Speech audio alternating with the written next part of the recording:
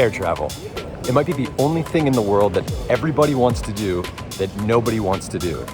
Think about it. The adrenaline rush of going 600 miles per hour at 30,000 feet. The promise of adventure to foreign lands, a quick connection to distant friends and relatives, the world at your fingertips. You can go anywhere, do anything. Mario Kart! Yeah! But at what expense? It costs an arm and a leg, you get gouged on luggage, your ticket is non-refundable, and all your money is really getting you is a wildly uncomfortable seat and a bag of almonds. There's a good chance your flight is delayed, or worse, canceled. Your bags could be lost, and the only real guarantee is that someone, somewhere along your journey is going to have some sort of existential meltdown. I've seen it all. Hundreds of flights, hundreds more hotel rooms. I've been on time, delayed, canceled, rescheduled, and delayed again.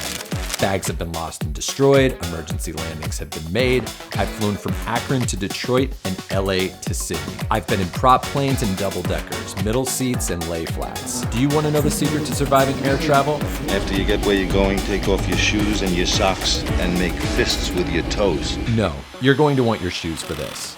Through it all, I've developed a list of 10 commandments to give you the best shot at an enjoyable air travel experience. Number 1, book immediately. Airlines tend to increase prices on flights as availability becomes more scarce the closer you get to the flight date. Use Google Flights or Kayak to compare prices and snag something affordable months in advance. Number 2, carry on. There's nothing worse than being that person whose bag won't fit in the overhead. Get something you know is going to fit. Plus, when you carry on, the airline can't lose your bag. Number 3, learn to pack. Don't be a crammer jammer. You'll ruin your clothes, your suitcase, and obliterate any sense of organization. Master the military roll. Rolling clothes saves space so you can pack more things you need. Snag some packing cubes to help compress and organize your things even more. Number 4, find your fit. Pick out your most comfortable ensemble and lay it out the night before. It should be warm and practical for both your departure and arrival locations. Number 5, give yourself time. Stress is the enemy of travel, and nothing is more stressful than being late. Seriously, standing in the security line wondering if you're going to make your flight is enough to make you want to break something. Let's say you have a 9 o'clock flight. For domestic flights, arrive at the airport no less than 1 hour before the flight is due to depart.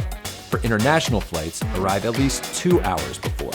You'll thank yourself when the TSA line is wrapped around the building. Number 6, block the noise.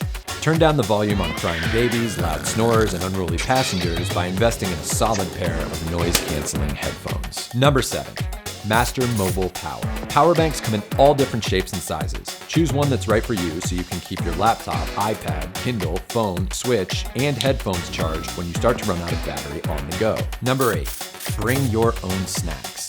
Airport prices are incredibly inflated. Throw a snack in your bag to help tie you over in a pinch. Number 9, get miles.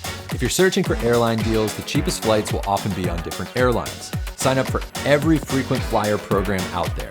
Collect points everywhere and redeem your points for flights that are nearly free in the future. Number 10, be patient, be kind. Remember, air travel is the only thing that everybody wants to do that nobody wants to do.